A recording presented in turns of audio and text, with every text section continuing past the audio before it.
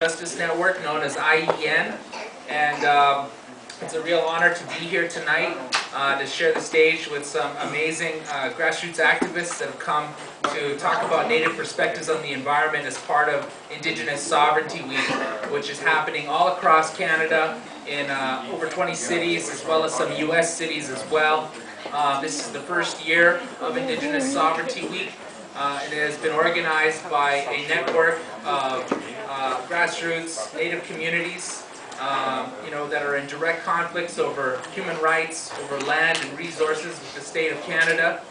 And the purpose of Indigenous Sovereignty Week is to have educational activities like the one that you're all a part of this weekend, or this week, this Monday night, to build awareness amongst broader Canadian society and to dispel some of the propaganda, some of the false impressions about Indigenous rights, about the historical relationship between Indigenous peoples and the state of Canada, and to try and support the establishment of a strong movement to address, the grave injustice that Indigenous peoples continue to face every day in this country. But also, I think, to help along with the process of reconciliation.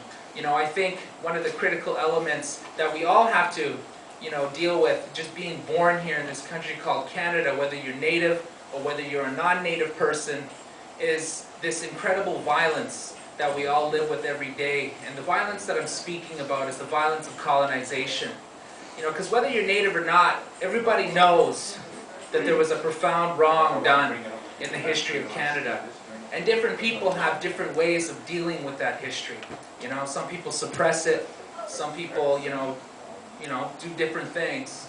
But basically, the objective of this week is to break down some of those barriers, to bring people from diverse communities together and to explore the history, of Canada and Aboriginal and Indian-white relations basically in this country.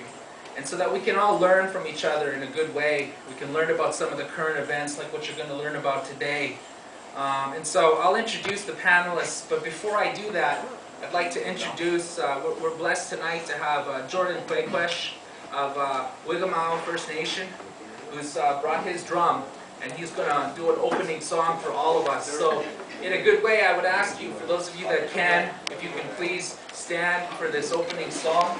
He's going to bring in those ancestors that will come and hold this space for us while we come together and learn.